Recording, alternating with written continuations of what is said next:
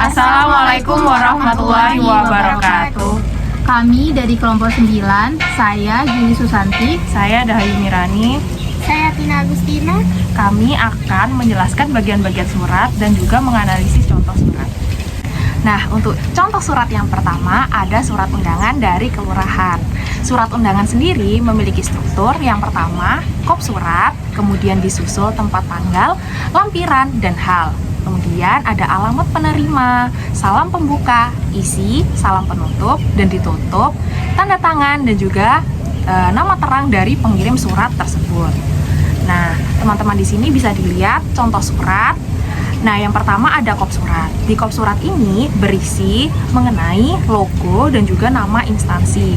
Nah, di surat ini kebetulan nama instansinya adalah Pemerintah Kabupaten Pasuruan, Kecamatan Gempol, Kantor Desa Randupitu. Nah, setelah ada kop surat, ada tempat tanggal penulisan. Di sini tertulis Randupitu 31 Mei 2022. Setelah tempat dan tanggal penulisan, kita beralih ke sebelah kiri, yaitu ada nomor, sifat, perihal, dan juga lampiran. Nah, untuk surat ini yaitu sifatnya surat undangan. Maka kepentingannya di sini dijelaskan bahwa ini adalah surat undangan dari kelurahan. Penerima biasanya berisi tentang alamat yang dituju, ditandai dengan kepada atau yang terhormat.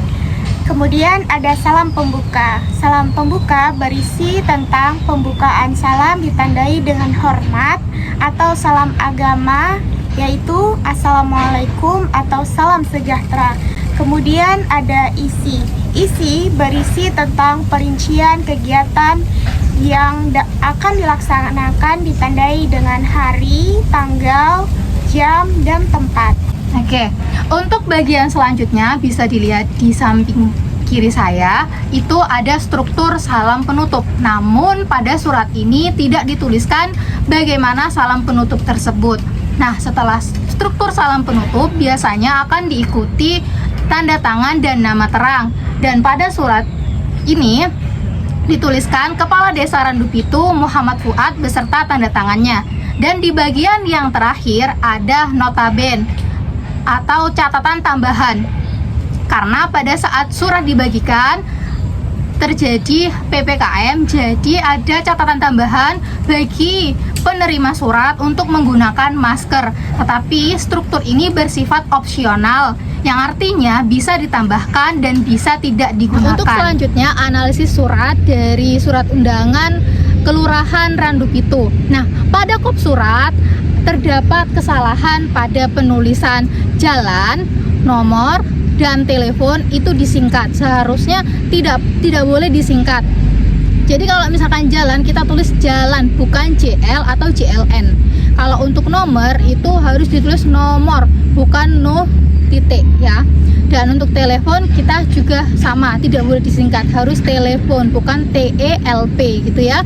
Nah, untuk yang bagian bawah kop surat itu tertulis Gempol, itu seharusnya tidak menggunakan huruf kapital semua, karena penulisan huruf kota itu hanya kata depan saja atau huruf depan saja yang menggunakan huruf kapital. Struktur tempat dan tanggal penulisan memang itu disesuaikan dengan surat yang kita tulis. Apabila surat tersebut sudah ada kop surat, biasanya tidak menggunakan tempat atau kota penulisan, jadi langsung tanggal penulisan saja.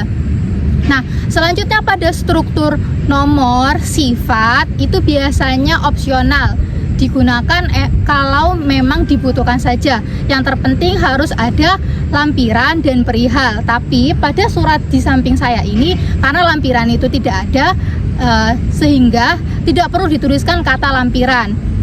Dan untuk kata perihal itu terdapat kata undangan, seharusnya menggunakan kata biasa, tidak menggunakan kapital semua, yang artinya undangan itu huruf U saja yang besar, tidak semua kata besar. Nah, untuk alamat penerima memang ditandai kepada atau yang terhormat, tetapi lebih baik digunakan satu kata saja dari antara kepada maupun yang terhormat. Jadi untuk penulisan surat yang ada di samping ini salah untuk alamat penerimanya. Analisisnya terdapat pada struktur isi. Untuk penulisan hari, tanggal, tempat, acara itu menggunakan huruf kecil semua kata depannya karena masih termasuk bagian dari kalimat sebelumnya. Nah, untuk penulisan hari Kamis itu tidak perlu menggunakan huruf kapital semua, tetapi sesuai aja dengan ejaan, huruf K-nya aja yang besar ya. Terus untuk acara itu kan hanya satu, tidak perlu diberikan angka lanjut ke perincian yang harus dibawa atau persyaratan yang akan dibawa saat acara tersebut itu tidak perlu menggunakan huruf kapital semua juga, dan tidak perlu di bold atau ditebalkan. Dan untuk kayak fotokopi itu juga huruf depannya seharusnya huruf kecil karena masih termasuk perincian pada kalimat sebelumnya. Selanjutnya, kesalahannya itu terdapat pada struktur salam penutup karena pada surat ini kan sudah dijelaskan tidak ada. Seharusnya bisa diganti dengan kata hormat kami atau enggak gitu, Wassalamualaikum warahmatullahi wabarakatuh atau salam agama ya. Selanjutnya, kesalahan itu pada nama terang itu tidak perlu di huruf kapital semua, tidak perlu di bold dan tidak perlu di italic atau garis bawahi. Nah, untuk selanjutnya di struktur NB itu yang bersifat opsional karena catatan tambahan itu juga tidak perlu kata NB itu di bold atau ditebalkan. Kemudian yang kedua ada contoh surat undangan. Nah, kali ini surat undangannya dari instansi yaitu Sekolah SMP Negeri 1 Waru. Nah, karena ini sifatnya adalah surat undangan, strukturnya pun sama dengan surat undangan yang sebelumnya, yaitu surat undangan dari kelurahan yang terdiri dari kop surat, lampiran, hal, tempat tanggal, isi, dan lain sebagainya. Nah, untuk analisis kesalahan dari surat undangan pengambilan rapot ini, yang pertama ada pada di kop suratnya. Nah, di kop surat ada penulisan telepon dan juga faksimile. Nah, itu penulisannya di dalam surat ini disingkat yaitu TLP. Kemudian juga menggunakan huruf kapital semua. Nah, untuk faksimile itu juga hanya fax. Nah, sebaiknya penulisannya telepon atau faksimile. Jadi penulisannya itu tidak perlu disingkat dan tidak perlu dikapital semua, seperti itu. Kemudian ada penulisan email. Nah, penulisan email karena menggunakan bahasa asing, sebaiknya penulisan ini dimiringkan atau menggunakan kata bahasa Indonesia yaitu surel atau surat elektronik. Kemudian berlanjut pada nomor, kemudian ada perihal. Kemudian juga ada sifat dari surat ini di bagian setelah kop surat. Nah, di sini ada lampiran. Lampiran di sini karena tidak ada lampiran secara tertulis ya di surat, maka tidak perlu disebutkan dan dituliskan lampiran di sebelah sini. Cukup hanya nomor, kemudian perihal dari isi surat ini yaitu undangan pengambilan rapot.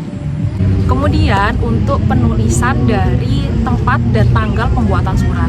Nah, karena ini surat undangannya sudah ada kop suratnya, sudah ada logonya, nama instansinya, maka untuk tempat dan tanggal pembuatan surat tidak perlu dicantumkan. Kemudian ada kepada dan yang terhormat. Nah, di situ untuk mengefektifkan surat ini maka harus memilih salah satu, yaitu kepada saja atau yang terhormat saja. Kemudian penulisan di tempatnya itu berada pada garis selanjutnya. Nah, itu bisa di-enter ke atas, yaitu di tempat digabung untuk mengefektifkan dan juga tidak membuang ruang yang ada di surat undangan tersebut. Nah, untuk penulisan salam pembuka dan salam penutup, yaitu berupa salam keagamaan, yaitu Assalamualaikum warahmatullahi wabarakatuh, memang terlalu panjang apabila dituliskan semua, sehingga perlu disingkat. Nah, tapi dalam surat ini penulisan penyingkatannya salah, yaitu Assalamualaikum W.W, yang seharusnya Assalamualaikum WR titik dan WB titik, begitu. Nah, untuk isi surat sendiri, selebihnya memang surat ini itu sudah benar. Akan tetapi ada satu kesalahan, yaitu penulisan acara. Nah, penulisan acara ini tidak perlu dispasi atau diberikan jarak per huruf. Jadi penulisannya tuh harus rapat tanpa adanya jarak atau spasi. Kemudian beralih di bagian bawah, untuk bagian bawah surat, penulisan waru, 21 tanggal dan juga bulannya itu tidak perlu dituliskan di situ karena sudah ada di atas, di bagian atas surat. Kemudian untuk nama terang dari pengirim surat ini atau pembuat surat ini tidak perlu dicetak kapital semua dan ditebalkan. Jadi hanya awalnya saja, kemudian juga tidak perlu ditebalkan. Nah, untuk NIP tidak perlu tanda titik. Jadi NIP kemudian langsung nomor NIP-nya tersebut. Nah, terakhir karena ini adalah surat elektronik, ya kan? Jadi untuk tanda tangannya memang boleh disajikan seperti ini. Jadi menggunakan barcode yang kemudian di-scan karena ini adalah surat elektronik. Seperti itu. Dan struktur intinya ada yang pertama considerans, yang kedua desideratum, yang ketiga ada dictum. Kop surat berisi tentang instansi dan alamat surat kota Langsa. Kemudian ada jenis surat berisi tentang surat keputusan. Kemudian ada desideratum berisi tentang tujuan pembuatan surat. Konsideransi berisi tentang undang-undang. Dictum berisi tentang ketetapan keputusan dan tempat tanggal penulisan dan tulisan terang. Selanjutnya, analisis surat keputusan Kota Langsa terdapat kesalahan di struktur diktum, yaitu pada penulisan nama, tempat tanggal lahir, jenis kelamin, alamat. Tidak perlu menggunakan huruf kapital karena masih menggunakan kelanjutan kalimat sebelumnya. Kemudian terdapat kota ditetapkan di Langsa, tidak perlu karena sudah ada pada kop surat. Baiklah teman-teman, itu tadi penjelasan terkait struktur surat dan juga analisis contoh surat dari kelompok kami. Kurang lebihnya kami memohon maaf. Terima kasih. Wassalamualaikum warahmatullahi wabarakatuh.